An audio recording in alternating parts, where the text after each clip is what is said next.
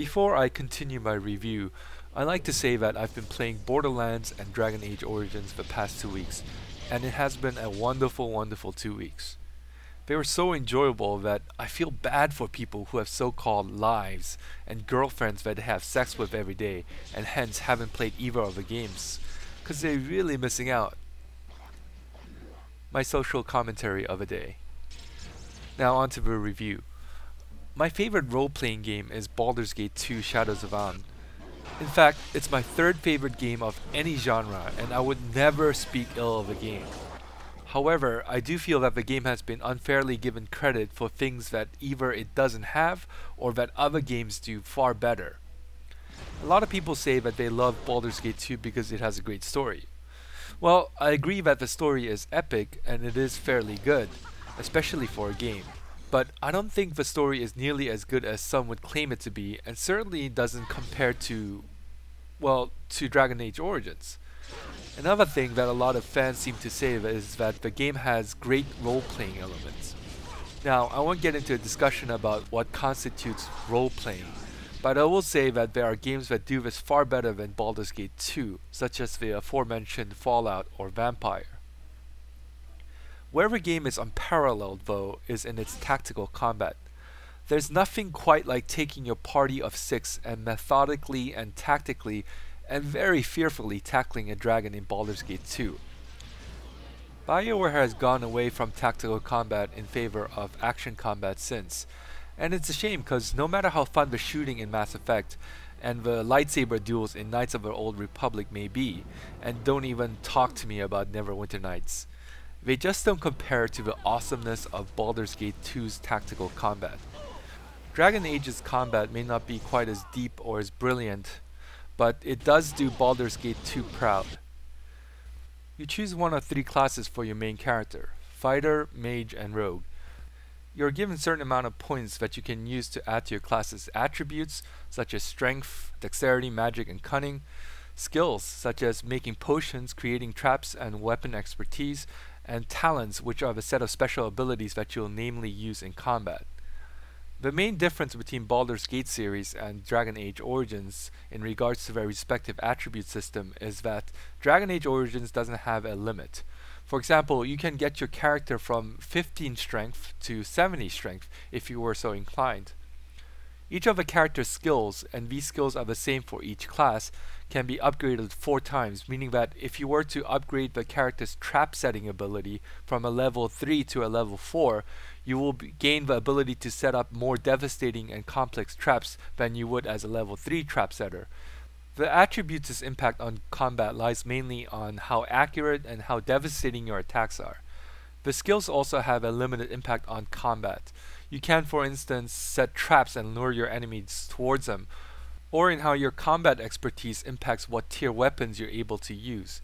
You can also learn to specialize in certain subclasses, like a rogue can specialize in being an assassin, or a warrior can specialize in being a champion, and you gain talents as you learn these specializations. And the main gist of the combat's complexities lies in your talents. The mechanisms for the combat system in Dragon Age Origins is more similar to World of Warcraft than Baldur's Gate 2. Gone are the D&D rules, and in place is something similar to those in MMORPGs. Basically, you can use talents as many times as you desire. For example, you don't have to memorize spells, but you have to bear in mind that there is a cooldown for each of the talents once used, unless the talent is passive of course, and you only have so much stamina/mana, which you can replenish by drinking a potion or have a mage revive your stamina/mana. But the difference between MMORPGs and games like Dragon Age Origins and Baldur's Gate 2 is that you can control a whole party in the latter. And that's what makes Dragon Age Origins combat so enjoyable and deep and makes it a worthy spiritual successor to Baldur's Gate 2.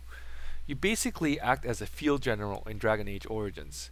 Picking the right classes depending on situation is crucial. If you're going up against a horde of weak enemies, it's probably best if you have quick striking team and at least one mage that's able to inflict some type of area effect damage.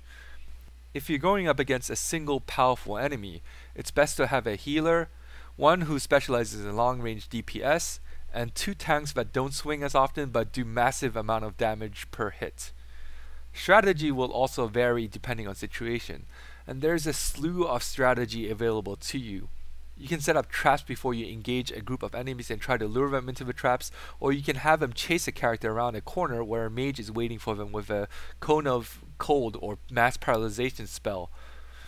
Once you're in the thick of the fight, you're going to have to decide who to take out first, whether to attack one enemy at a time or try to take on as many as possible at once, and which talents to use and when. The talents are pretty typical of such games, and you probably won't find any that you haven't encountered in other games. As you gain levels and improve character and attributes and skills, more talents become available to you. And the type of talents you choose for a character finally defines what type of fighter that character will be and what type of tactics you can employ. And you'll have to choose judiciously when to use what talents and how often. For tough enemies, some form of debilitating or paralyzing talent may be more useful, whereas such a talent will be a waste on weaker enemies. For weaker enemies, a talent that allows for your character to attack more than one enemy at a time would be far more useful.